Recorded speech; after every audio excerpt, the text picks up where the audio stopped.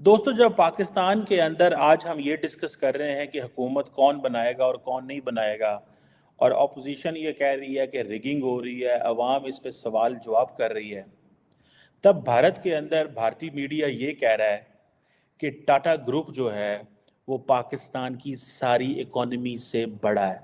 देखें, फेसबुक से लेके गूगल से लेके जितनी भी बड़ी बड़ी कंपनीज हैं अराउंड द वर्ल्ड, उन सब ने अपने अपने ऑफिसेज इंडिया में खोले हैं and they are the billion. ठीक है, ये बिलियनर्स कंपनी है, उन्होंने अपना पूरा सारा वहाँ पे उनकी, अब जीडीपी सिर्फ उनकी अपनी की देख लें कि उनकी अपनी ग्रोथ कितनी है। हमारे पास क्या है? वी डोंट इवन हैव कि हम पेपल के ऊपर अभी तक हमारे जो आईटी मिनिस्टर साहब हैं, उमर सैफ आई थिंक, तो वो अभी तक पेपल के मामले पे जो है वो बड़े कन्फ्यूजन के शिकार हैं। उन्होंने अभी तक उस पर कोई क्लियरिटी नहीं दी कि इंडिया अपना इतना सॉफ्टवेयर लोगों को बाहर एक्सपोर्ट कर रहा है और हमारे पास क्या है, इवन हमारे जो ग्रेजुएट्स हो रहे हैं उनको कुछ पता ही नहीं है किसी चीज़ का। सही बात है। तो बेसिकली इसका इशू ये है कि हुकूमत पहले तो पॉलिटिकल इंस्टेबिलिटी आनी चाहिए, उस वक्त जुडिशरी में रिफॉर्म्स की ज़रूरत है, अदारों में रिफॉर्म्स की ज़रूरत है, उनको बताना चाहिए कि इस चीज़ को कैसे हैंडल किया जा सकता है। इंडिया ने आप देखें कि अपना जो है स्पेस पे उन्होंने जो है अपना उस पे चंद्रयान भेजा। ठीक है, वो अलग डिबेट है कि उसको जो भी, but they are doing something. ठीक है, वो अपनी कंट्री की प्रोस्पेक्ट्स के लिए, अपनी फ्यूचर जनरेशन के लिए, अपने लोगों के लिए कर रहे हैं। They are doing in the field of आपकी जो आईटी डिपार्टमेंट्स आप होंगे, IT is one of the best in the world, उनका है। उनके लोग गूगल में आपको देख लें इंडियंस कहाँ से कहाँ नहीं पहुँच गए। जय हिंद दोस्तों। अपने पड़ोसी देश पाकिस्तान की इकोनॉमी स्थिति किसी से छिपी नहीं है। पाकिस्तान की रोजी रोटी भीख मांगने पर चलती है। सरकार से लेकर पब्लिक तक विदेशों में भीख मांगते हैं। और तो अब पाकिस्तान की एक मॉडल ने लाइव कैमरे पर आकर कबूल भी कर लिया कि उसने 2 फ्लैट और 1 कार खरीदी है भीख मांग के। ये तो इनकी स्थिति है। अब एक इकोनॉमिक टाइम्स की एक रिपोर्ट आई है कि अकेले टाटा ग्रुप ने पूरे पाकिस्तान की इकोनॉमी को पीछे छोड़ दिया है। इकोनॉमिक टाइम्स की रिपोर्ट के अनुसार टाटा ग्रुप का मार्केट कैप $365 बिलियन यानी 30.30 लाख करोड़ रुपए है।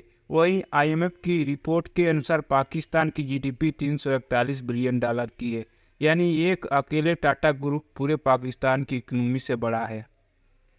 इसका मतलब है वो ये कहना चाहते हैं कि ये जो आइडिया ऑफ इंडिया है, it is successful then the idea of Pakistan. और जो पाकिस्तान के साथ उस वक्त जो अलहदगी हुई वो बिल्कुल ठीक थी।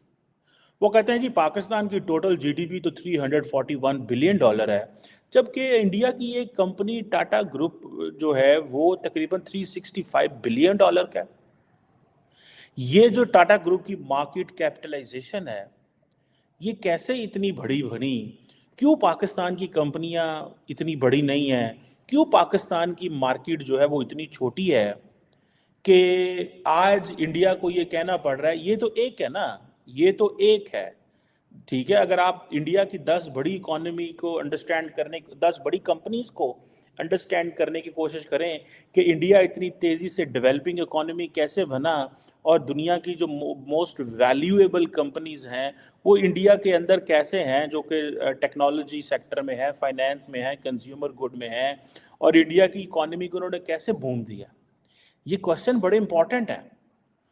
अब देखें, ये अब स्टार्टिंग फ्रॉम, ठीक है जी, आप चले जाएं, Reliance industries is just one, Tata एक एक चीज़ है। रिलायंस इंडस्ट्रीज जो है एक, दैट इज अनदर, जिसे वो कहते हैं ना कॉन्ग्लोमेरेट है, जिसके अंदर लार्जेस्ट कंपनी है इंडिया की मार्केट कैप के हवाले से। पेट्रोकेमिकल्स को देखती है, टेक्सटाइल को देखती है, एनर्जी को देखती है, नेचुरल रिसोर्सेज को, रिटेल को, टेलीकम्युनिकेशन को, भाई क्या क्या नहीं देखती वो। सो रिलायंस जो है as a company Saudi Aramco के साथ मिलकर काम करती है। सऊदी अरामको के साथ हम सऊदी अरामको को रिक्वेस्ट करते हैं कि भाई आओ पाकिस्तान के अंदर और आके थोड़ी बहुत आके इन्वेस्टमेंट कर जाओ। वो कहते हैं सॉरी भाई, हम आपके मुल्क में आके पैसा नहीं लगाएंगे, हमें पता ही नहीं आपके मुल्क में होगा क्या। अब जो इंडियन मीडिया इसको हाईलाइट कर रहा है कि भाई टाटा जो है it is bigger than the entire the GDP of the country. In reality क्या कह रहे हैं वो? अगर इसको आप समझने की कोशिश करें तो आपको वो सीधा सीधा कह रहे हैं that the idea of Pakistan has failed, although it has not failed. ठीक है, लेकिन उनका पैगाम तो यही आपको सीधा वही पैगाम दे रहे हैं कि भाई देखो हमने अपने मुल्क को कामयाब करा लिया है, अब आपका और हमारा कंपटीशन कोई नहीं है। This is what they are saying. ठीक है जी, ठीक है, वो कह रहे हैं कि भाई हमारा वो कोई कंपटीशन नहीं है।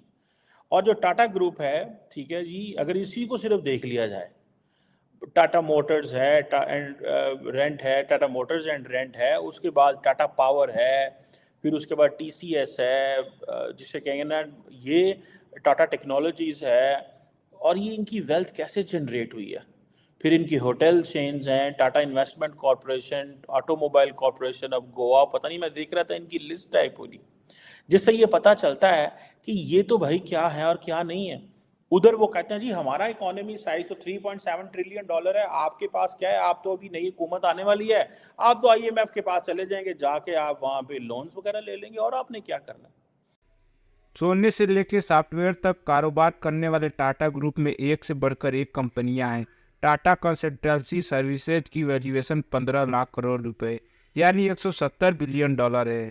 यह भारत की दूसरी सबसे बड़ी कंपनी है, तो वहीं पाकिस्तान की आधी अर्थव्यवस्था टाटा कंसल्टेंसी सर्विसेज के बराबर है।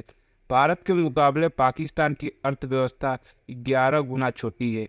मौजूदा समय में देश के जीडीपी लगभग 3.7 बिलियन डॉलर की है। माना जा रहा है कि भारत वित्त वर्ष 2028 तक जापान और जर्मनी को पछाड़कर तीसरी सबसे बड़ी अर्थव्यवस्था बन जाएगा।